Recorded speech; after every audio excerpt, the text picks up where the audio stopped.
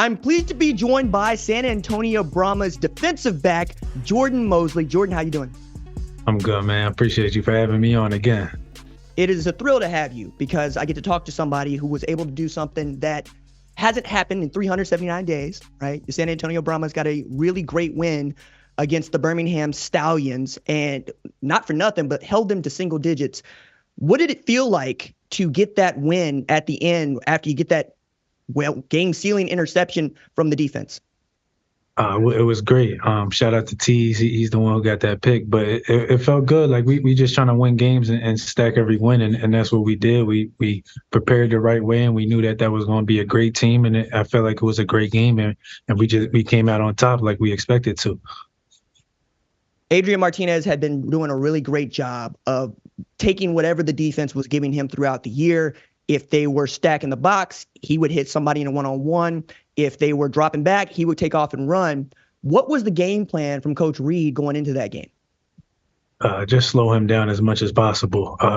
Try to take him off his first read and D-line really just keep him inside the pocket as much as possible. We know he's lethal with his legs, so he got out a few times, but our job was just to keep him contained and slow him down as much as possible. The Arlington Renegades set the table with a win against the St. Louis Battlehawks, and then y'all followed through with a win against the Stallions this weekend. Got to go to St. Louis. Got to try to get a win, because you get that win, you get the host in San Antonio. So what's the focus like inside the locker room as you head to practice? We approach every game the same. You know what I'm saying? It doesn't matter if it's Arlington, St. Louis, Birmingham, but obviously we want to win and get home field advantage because we love the fans in San Antonio. They really give us energy. So obviously we're just trying to win. Like, we're approaching this game like any other game, and we expect to come out, victorious. Is it fair to call you a box safety because you're leading the league in tackles? I mean, whatever you guys want to call me, I'm fine with. I just play the defense. If I got to play back, I'll play back. If I play up, I'll play up. If I got to guard, a tight end, wide receiver, running back, I just do what I got to do to help the team. But whatever you guys want to call me. You remind me of a guy named Tony Jefferson who played at Oklahoma, and I think he's actually coming out of retirement to play in the NFL a little bit. But he was a safety that they funneled the tackles to because they knew he could make them. I don't think they funneled the tackles to you, but how is it that you were able to find the ball as often as you can?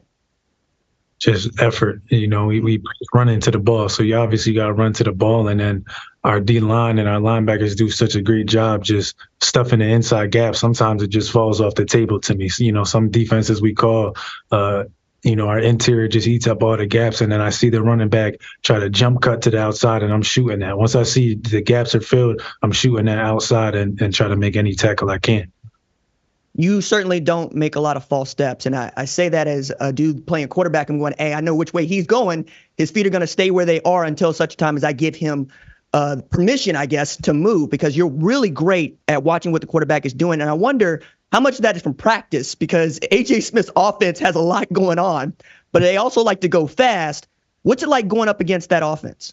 Yes, we like to say we the best defense in the league, and we practice against the best offense. That's how I look at our wide receivers, and our quarterback and our tight ends are just really great, and our running back. Our offense is pretty great. So it's iron sharpens iron every day at practice, and we see a lot of stuff at practice. So I can't say that I'm too surprised when we get to the game.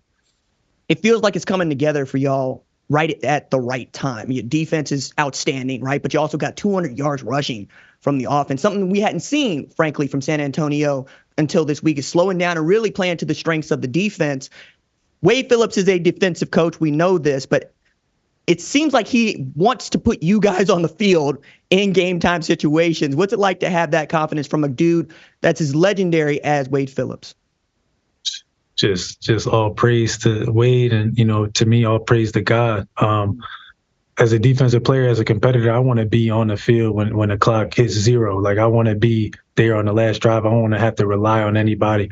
But our team is set up the way it is. Like you saw in the I think we played Memphis and then Houston. If our offense has to be on the field last, I have the utmost confidence that they're going to score and that we're going to win the game. But I would rather, of course, be on the field and get like a 3-and-out or get a 4th down stop or get a pick like we did last week to seal the game. But either or, it doesn't matter for this type of team. one of the things that I've been hitting on throughout these interviews and throughout the season really is the level of talent in the UFL. It is the most talented spring football league we've seen in this era. I wonder, do you see that across the board, the level of talent being raised since the legacy XFL has become the UFL? Yeah, I wasn't too familiar with I think it was the USFL. I heard of it, and then I was with the XFL last year. Last year there was talent on all teams, but I felt like there was a drop off towards like the back half of the rosters last year. This year, without a doubt, like last year, I feel like again there was a lot of good teams, but I don't think your average college kid can just come right out of college and play in this, because it's really pro ball now. And this year, from top to bottom, especially since there's no practice squad or nothing like that, like you got real dudes on every single team. Like no team is devoid of talent, whereas last year some teams might have been a little bit less talented. This year, it really comes down to coaching, scheme, and effort this year, because everybody is pretty much along the same realm in terms of talent. I think that's important to point out what you said, that you don't think college kids show up here and play right away. As a dude that played in the Big Ten, played at Maryland, not necessarily comparing the talent or even the scheme, but what's the immediate jump for you? Is it the speed of the game? Is it the veteran savvy of the other players? Is it, I mean, not for nothing, dog, but you still a younger dude compared to a lot of the guys that play in this league. They're in their 28 to 32 range. What do you see as the biggest difference? And that's the thing you just pointed out. Don't get it twisted. Like if you got like a first, second round draft pick, they can come in and obviously pick things up. But you have grown men here. Like these are grown men that feed their family with this paycheck, and that's what it is. No different than the NFL or any other professional thing. Like you got dudes 25 to 32 who have been in the NFL. Like we're about to play AJ McCarron in his playoffs. He's an NFL veteran. Like that's hard to just come out of college and just start performing at a high level against dudes that have done this for a decade or decades. You know what I'm saying? So that's pretty much the hardest thing. And I think a lot of playbooks these are professional playbooks, offensively and defensively. It's not just a bunch of like RPOs and stuff like that. You got like a whole different West Coast offenses, and you got like the way we run cover 2 and cover 4 might be different than other places. So the playbook is a lot different. And then the intelligence of the players you're going to be playing is a lot different. For me, it's fun to watch you guys because you get to play against some of the better players that I've seen in college football. AJ McCarron being one of them, was a BCS champion quarterback at Alabama. Last thing I have for you, what do you see on film from him and from Manny Wilkins, knowing that you may or may not see both of them on Saturday? Yeah, we're prepared for both, obviously. Manny Wilkins is obviously more of a runner. Like they like the RPO stuff, and he can get out the pocket when he needs to. And then AJ McCarron, we played him already, and then I played him, I want to say maybe twice last year in the XFL. He's a very smart veteran dude. Timing is everything. Like he's going to get the ball to the place that it needs to go to, and when it comes down to crunch time, he's going to get it to who he perceives as his playmaker. So both quarterbacks are very good in different areas, so obviously we got to prepare for both. But I think that's really the main difference. One is more timing and very smart, can really dissect the defense. The other one is obviously a great runner and has arm strength to get it to, Akeem Butler, because that's who they like the most, it looks like on film. So that's what I'm seeing.